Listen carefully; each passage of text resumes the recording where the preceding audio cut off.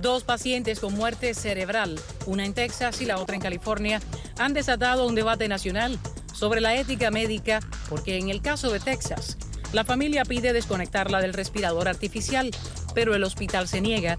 Y en el caso de California, es el hospital el que quería desconectarla mientras la familia se oponía. Cuando los padres y el esposo de Marlise Muñoz se aprestaban a cumplir su voluntad de que la desconectaran si alguna vez quedaba en estado vegetativo, los médicos del hospital de Fort Worth le dijeron que por ley no podían hacerlo porque ella estaba embarazada de 14 semanas. Ahora el feto tiene 20 semanas y los padres de Marlise acusan al estado de Texas por no cumplir la última voluntad de su hija y de haberla convertido en una incubadora. Expertos creen que el hospital y el estado malinterpretan la ley porque Marlise no está legalmente viva, como prescribe la ley para casos de mujeres embarazadas en los que no se puede apagar el respirador artificial. El caso de California es el de la niña Jackie McMath, de 13 años, declarada con muerte cerebral después de una operación de las amígdalas en un hospital de Oakland. La familia la trasladó a una instalación no revelada donde la alimentan a través de un tubo y mediante una traqueotomía le insertaron otro para respirar. Sin embargo, varios expertos aseguran que no están manteniéndola a ella con vida, sino a sus órganos, y que estos fallarán tarde o temprano. Muy bien, tenemos un distinguido panel para hablar del asunto desde múltiples ángulos. Nos acompaña la abogada Madeline Acosta. Gracias por estar aquí con nosotros. Muy buenas noches. Buenas noches. Está con nosotros el doctor de la casa, nuestro doctor de cabecera, el doctor José Antonio Soto. Bienvenido. Gracias por estar con nosotros. Buenas noches. Y un caballero que reúne una condición, si se quiere, extraordinaria con los múltiples ángulos que representa su conocimiento, porque es sacerdote católico de la Arquidiócesis de Miami, es el padre Alfredo Chioffi, pero también tiene un doctorado en teología moral y un doctorado en genética, y es profesor de biología y de bioética de la Universidad de San Tomás en Miami. Bienvenido, buenas noches. Muchas gracias, buenas noches. Empiezo por el ángulo del alma. ¿Sí? Si una persona tiene muerte cerebral, y hay gente que dice que eso genera una confusión cuando se dice muerte cerebral, porque muerte cerebral es muerte desde el punto de vista clínico. Sí. ¿Qué piensa de la familia que dice, bueno, hay posibilidad de que reviva? Estamos matando a alguien que tal vez todavía tiene su alma ahí. Claro. Obviamente es un caso trágico, ambos casos son trágicos, claro, ¿verdad? Y hay factores humanos sumamente profundos aquí porque hay familias convueltas en estos casos, pero tenemos que estar claros también con respecto a los principios fundamentales que están envueltos aquí. Entonces, la Iglesia, por lo menos la Iglesia Católica, acepta lo que se llama el criterio neurológico de la muerte, que es una alternativa al paro cardíaco. Y entonces deferimos a los médicos y aceptamos clínicamente una muerte cerebral como muerte. Doctor, cuando se habla de la definición de muerte, y ahora mencionaba precisamente los dos ángulos que he visto con más claridad, lo neurológico, lo cardíaco, aunque a veces uno dice, bueno, hubo una falla renal, o bueno, hubo un colapso del hígado y entonces la persona murió, pero a la larga la definición médica de muerte. Bueno, Pedro, es realmente compleja y ha sido trabajada por muchos años. La Universidad de Harvard en el año 1968 estableció lo que se llama los criterios de muerte cerebral. Y muerte cerebral no es igual a muerte clínica, no es igual a paro cardíaco, no es igual al coma. Muerte cerebral significa una cesación o un cese completo de las funciones del cerebro como órgano y que es completamente irreversible. Tres cosas clave. La persona está en coma. No hay reacciones de los nervios que controlan toda la que es la parte de los nervios faciales del tallo cerebral, que con el padre estábamos conversando fuera de cámara sobre eso.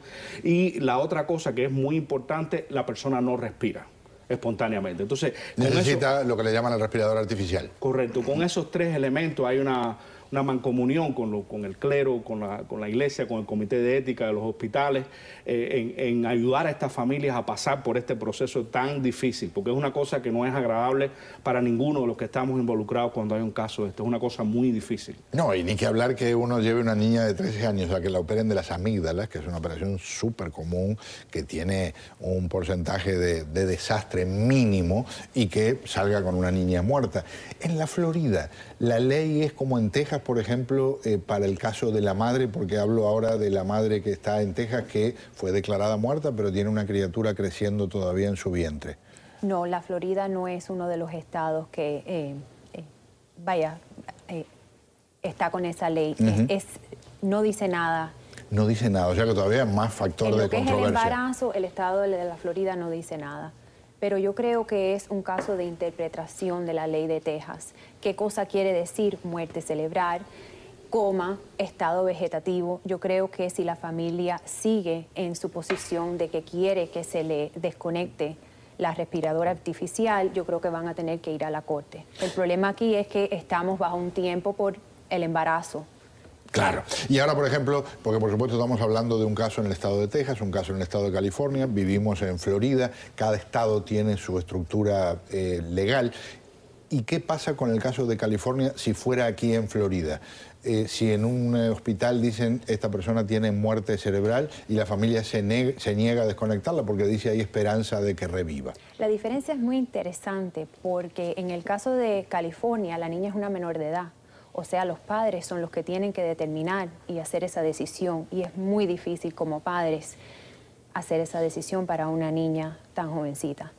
Doctor, ¿cómo los entrenan para decirle a un paciente las peores noticias? Es un entrenamiento de años, la carrera de medicina, yo la comparo en muchas formas con el sacerdocio, porque realmente, aunque yo no creo que sea tan sacrificada, pero realmente es un proceso a través no solamente de la lectura independiente, sino a través de maestros de la tradición que existe en la medicina, de cómo comunicar. Yo me encuentro a veces, después de 25 años practicando medicina, imitando a mis maestros de hace 20 años atrás, qué sé yo, 30 años. Realmente es un proceso donde se aprende de los maestros de uno, cómo hablan, cómo se comunican con las familias, más las lecturas independientes. La parte de psicología médica es muy importante, la parte de psiquiatría, ética, las reglas de cada estado hay que aprenderlas. En los Estados Unidos tuve que aprender todas las reglas legales, los manejos legales, las cuestiones primordiales. Los comités de ética de los hospitales nos enseñan a los médicos también mucho en el medio, en el caso a caso, vamos aprendiendo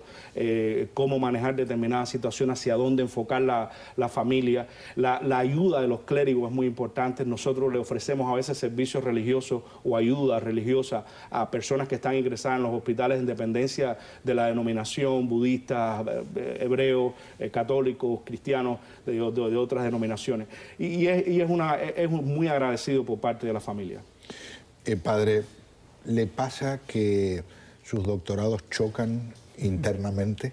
Que de repente la teología y la genética no están en el mismo camino en circunstancias en las que el alma va por un lado y el cuerpo por otro? No, de hecho me ha permitido a mí integrar conocimientos por ambas partes, por la parte teológica y por la parte científica, porque si en última instancia Dios es el creador de la naturaleza, pues tiene que haber una compatibilidad y una armonía en esas creencias. Lo que pasa es que la ciencia, por supuesto, estudia el cómo, los procesos, mientras que la religión y la teología se encarga más bien de ver preguntas fundamentales como de dónde venimos y a dónde vamos, ¿verdad? Preguntas de trascendencia.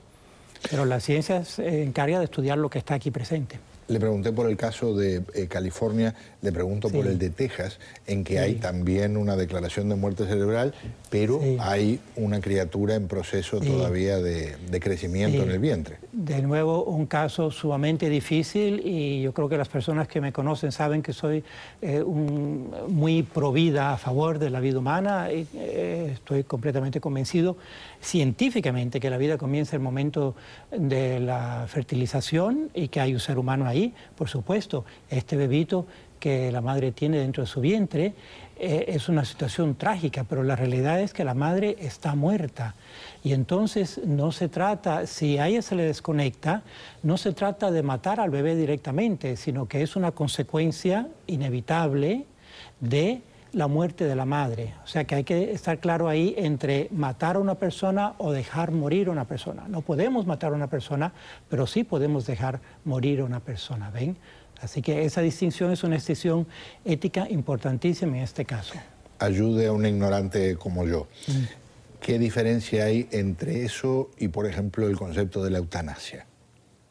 De nuevo, sí, radical, porque en la eutanasia activa se está matando a la persona, no es que se está dejando morir.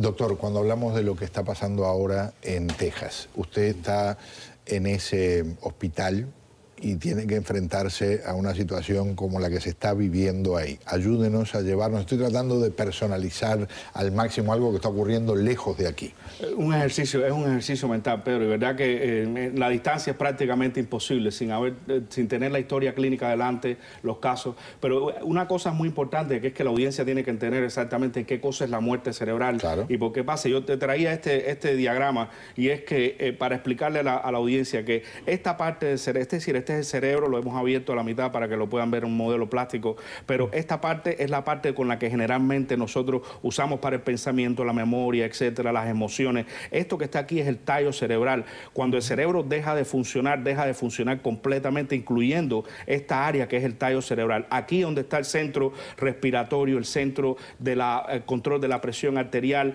el centro que controla también la frecuencia cardíaca, los latidos cardíacos. De aquí salen todos los nervios que inervan los ojos, la boca, la cara, la mirada, el oído. Todos estos nervios salen de esta área. Cuando el cerebro para, ese ser humano ha dejado de ser. Incluso se hacen pruebas confirmatorias que las he traído aquí para que vean. Esto es un electroencefalograma normal. Dijo una cosa extraordinaria que quiero hacer un mínimo paréntesis. El ser humano ha dejado de ser, ¿verdad? Sí, sí. Es una definición fenomenal, sí, tal vez, de lo que representa el que separa el cerebro.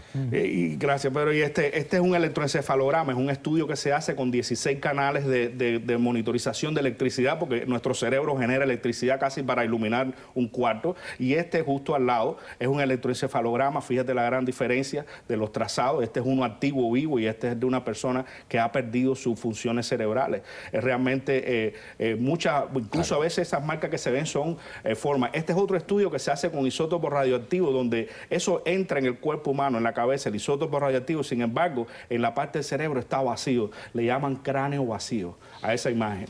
Cierro con usted, abogada, y me tomo el atrevimiento de preguntarle a la dama, no a la abogada, porque estamos hablando de una situación en la que hay una madre desesperada en California y hay una madre que se fue en Texas. ¿Le gustaría que una criatura llegara a la vida aunque usted estuviera ya muerta? Personalmente, sí, tengo que contestar que sí. Si yo estoy en esa situación, yo creo que las personas que son de mi familia saben que yo quisiera que antes de irme y dejar de ser, como dice el doctor, quisiera que mi hijo pudiera sobrevivir. Pero ella no quería verse en esa situación. No está claro si ella sabía que estaba en estado, no está claro si la familia sabía que está en estado. Y lo que yo creo que es interesante, Pedro, es que un hombre nunca se va a ver en esa posición. Claro, por eso le pregunté a usted y le agradezco de corazón. Yo también estoy a favor de la vida. También estoy a favor de la vida de ese bebé. Un gusto tenerlos aquí. Aprovecho yo que soy el que aprende más aquí porque es el que está más cerca de la gente que sabe de verdad. Muchas gracias.